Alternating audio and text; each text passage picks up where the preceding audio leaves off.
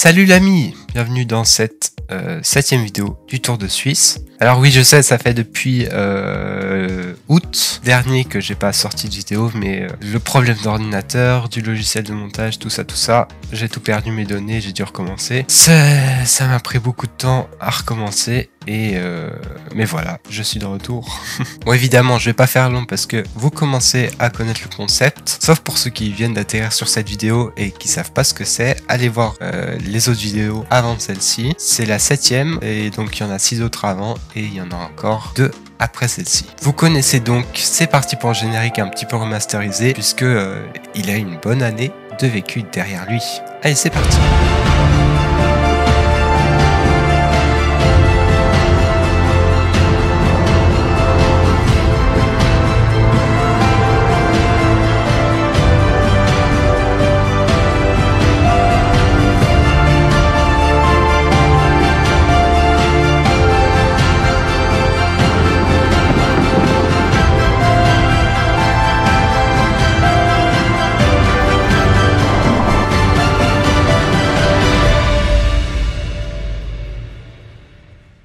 Alors, je vous dis où on va? Non, je vous dis pas.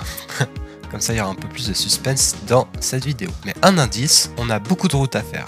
Enfin, beaucoup de rails. Direction le centre de la Suisse. Nous repartons donc d'Appenzell, enfin d'une petite station à côté qui s'appelle Hirschberg, parce que c'était plus pratique pour moi. Donc oui, il y a une interruption dans notre tour, mais on n'a rien vu. Et c'est le moment pour moi de vous expliquer deux concepts qu'on retrouve ici à Hirschberg. Étant donné que nous sommes dans une petite halte, cela signifie qu'il y a peu de passagers qui montent et qui descendent par jour. Et le principe, c'est l'arrêt sur demande. L'arrêt sur demande, vous le connaissez peut-être avec les bus, puisque maintenant je sais qu'en Suisse, il devient un peu obligatoire sur toutes les lignes. Et en Suisse, c'est assez spécial, mais assez ordinaire aussi, puisque l'arrêt sur demande, il existe sur beaucoup de haltes ferroviaires. Le concept est très simple. Pour descendre, vous appuyez sur le bouton stop dans le train, et pour monter, au lieu de faire un signe comme sur les bus au conducteur, vous appuyez sur un bouton dans la halte qui indique votre direction. Chez le conducteur, ça se manifeste par deux petits feux blancs dans un losange blanc et noir qui clignotent juste avant la halte. Si les deux feux blancs clignotent, le conducteur s'arrête. Si il ne clignote pas, le conducteur continue. En plus de sa vérification en cabine pour les gens qui descendent, à confirmer puisque je ne suis pas un expert.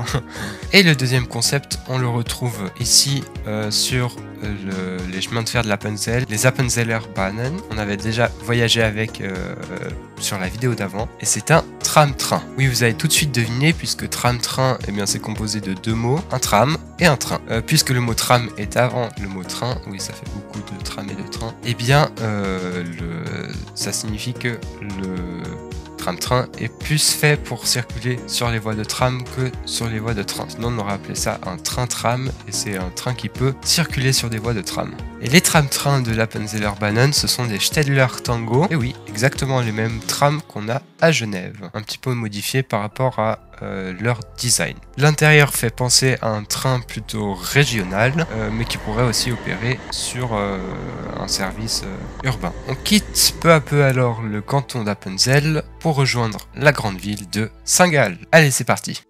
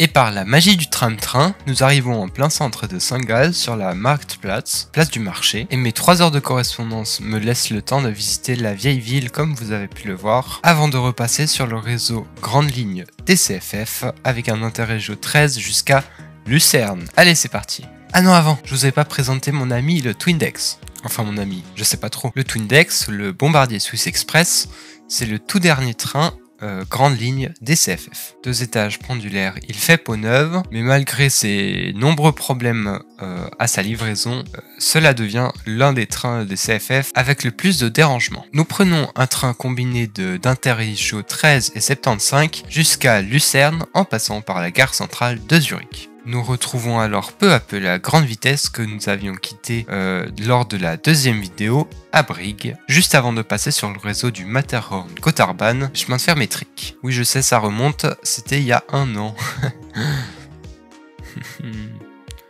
Oui, bah écoute, quand tu te bougeras un peu plus...